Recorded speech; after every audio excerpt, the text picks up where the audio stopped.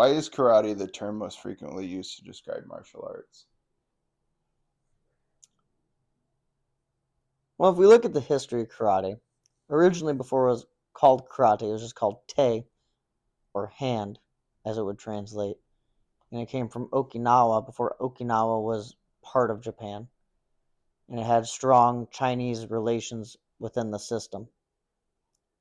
So karate didn't really become what we know as karate now until the late 1800s to 1900 time frame.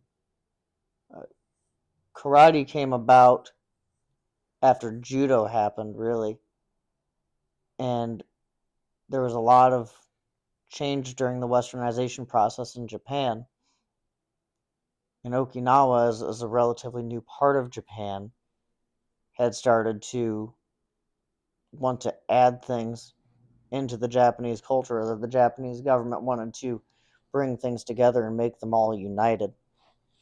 So at that time, we were starting to see some worldwide boxing tournaments and stuff like that from the Western societies and stuff like that. And Te was a complete self-defense system.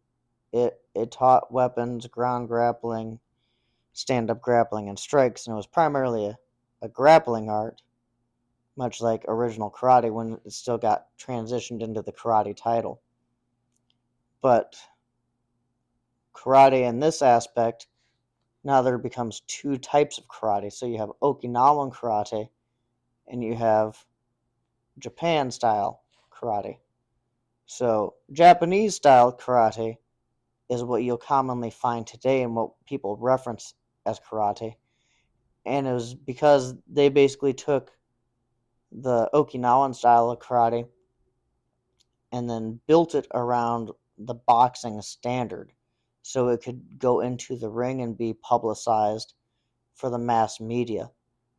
So it originally started off in this instance as basically a kickboxing martial art that could be used for like sport of ring combat to be publicized against like Western boxing and stuff like that. And then later on got implemented for the belt ranks and forms and things like that to become what it is today. So because of the large the way that they marketed it back then towards boxing, it had a strong following, and karate was one of the first things that especially Westerners knew in terms of martial art. That was like the first terminology a lot of Westerners really heard in terms of a martial art name.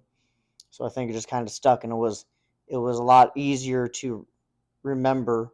I think for a lot of especially English speakers than like jujitsu or various other names. So I think it was just a catchy name that ended up sticking.